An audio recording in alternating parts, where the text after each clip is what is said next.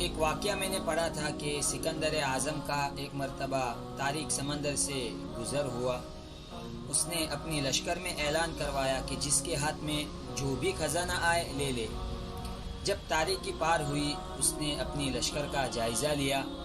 ایک شخص کو دیکھا کہ اپنے ایک ہاتھ میں خزانہ اٹھائے ہوئے تھا لیکن وہ رو رہا تھا۔ سکندر نے پوچھا کیا بات ہے بھائی، کیوں رو رہے ہو؟ کہنے لگا جب آپ نے اعلان کروایا میں اپنے دوسرے ہاتھ میں بھی خزانہ اٹھا سکتا تھا لیکن افسوس میں نہیں اٹھا سکا، اس افسوس پر میں رو رہا ہوں۔ کچھ اور آگے گیا، ایک اور شخص کو دیکھا جو اپنے دونوں ہاتھوں میں خزانہ اٹھائے ہوئے تھا لیکن وہ بھی رو رہا تھا۔ سکندر نے پوچھا بھائی کیا بات ہے، تم کیوں رو رہے ہو؟ کہنے لگا جب آپ نے اعلان کروایا میں اپنی پیٹھ پر بھی اٹھا سکتا تھا لیکن میں نہیں اٹھا سکا، اس افسوس پر میں رو رہا ہوں۔ کچھ اور آگے گیا، ایک اور شخص کو دیکھا جو اپنے دونوں ہاتھوں کے ساتھ ساتھ پیٹھ پر بھی خزانہ اٹھائے ہوئے تھا لیکن وہ بھی رو رہا تھا۔ سکندر نے پوچھا کیا بات ہے، تم کیوں رو رہے ہو؟ کہنے لگا میں اپنی پیٹھ پر اور بھی خزانہ اٹھا سکتا تھا لیکن میں نہیں اٹھا سکا، اس افسوس پر رو رہا ہوں۔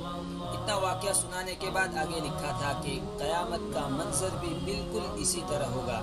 لوگ اپنے سے زیادہ اعمال والے لوگوں کو دیکھیں گے تو کہیں گے کہ کاش کہ تھوڑی اور عبادت کر لیتا دنیا میں، میرے پاس تو وقت ہی وقت تھا لیکن میں افسوس کہ میں عبادت نہیں کر سکا اور اپنی پوری زندگی برباد کر دی۔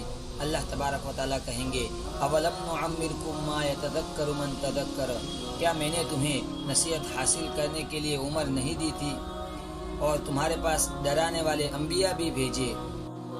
میرا یہ سب بیان کرنے کا مقصد یہ ہے کہ ہمارے سامنے رمضان کا بابرکت مہینہ آ رہا ہے۔ بہت سارے لوگ ایسے بھی تھے جو اس رمضان کی امید پر جی رہے تھے لیکن زندگی نے ساتھ نہیں دیا، اللہ نے انہیں اپنے پاس بلا لیا۔